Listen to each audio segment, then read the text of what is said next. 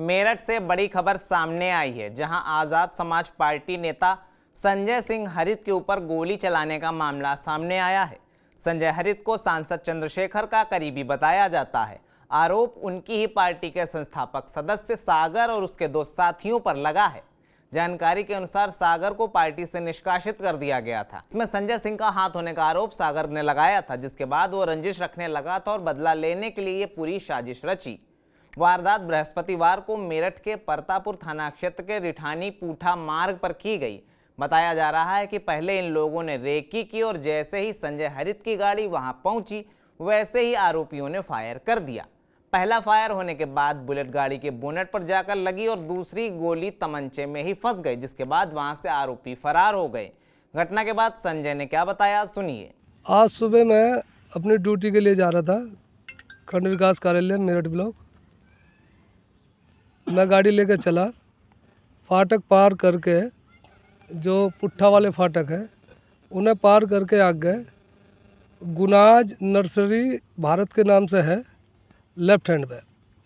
उसी से पहले मेरी गाड़ी के सामने एक व्यक्ति, मुंह पे उसने कपड़ा बांध रखा था, आके खड़ा हो गया और उसने कट्टा निकाला अपना तमंचा और मेरी तरफ बिल्कुल देखता है बहुत तसल्ली से उसने फायर कर दिया। ये घटना हुई। मेरी गाड़ी में जब फायर किया, मैं गाड़ी की सीट पर बैठा था, वो मेरी गाड़ी के सामने से ही राइट हैंड में एक चकरोट सी उतरी है, वो उससे भागते हुए खेत है उनकी तरफ चला गया। तो उसकी पहचान हुई है कुछ? पहचान में इतना है कि वो दुबला पतला सा आदमी है, मुंह पे उसने मफलर बांध रखा था और उसके हाथ में जो कट्टा था वो सिल्वर टाइप था, बिल्कुल नया जैसे चमक रहा था। इतनी मैंने उसे देखा है, भागते हुए देखा, लेकिन मैं जैसे उतरा लोगों को बताया, इतना वो आगे जा चुका था। ये मेरे साथ घटना घटी। तो पुलिस को आपने सूचना दी क्या? पुलिस को भी वहीं से सूचना दी, 1076 पे वहीं से सूचना दी कि मेरे साथ ऐसा ऐसा आ गया। पुलिस फिर मौके पर आई, उन्होंने फिर वहाँ पूछताछ की तो उन्हें बताया कि हाँ भी हाँ आवाज़ हुई है जैसे कोई टायर फट गया हो गोली चलने की। तो पुलिस फिर अपने काम में लग गई है। हमने एक तहरीर अपनी लिख के पुलिस थाने में दे दी है। वहीं आरोपियों की गिरफ्तारी के बाद एसपी सिटी आयुष विक्रम सिंह ने वारदात को लेकर पूरी जानकारी दी। देखिए, कल सुबह थाना परतापुर क्षेत्र में पुट्ठा के पास एक ये क्रॉसिंग पड़ती है, रेलवे क्रॉसिंग के पास गुन्नाज नर्सरी है।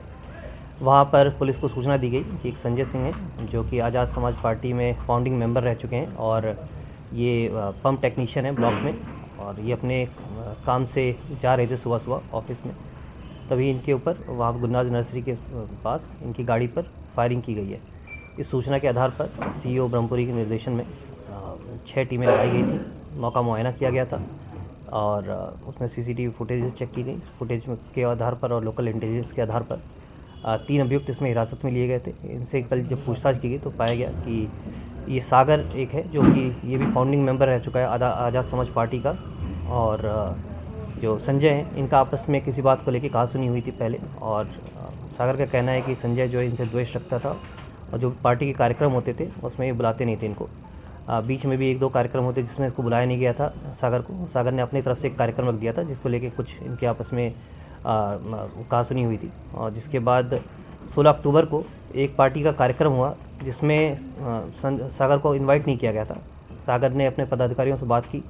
उसके बाद जब ये वहाँ पे गया तो वहाँ पे संजय द्वारा इसको स्टेज पे नहीं चढ़ने दिया गया और उसको उतार दिया गया था, जिससे काफ़ी बेइज्जती इसकी हुई थी और उसका वीडियो भी वायरल किया गया था, जिससे आहत था और उसके बाद इसने बदला लेने की ठानी थी। 2 तारीख को इसको पार्टी से निकाल भी दिया गया था और इसका कहना है कि इसके पीछे संजय का हाथ था।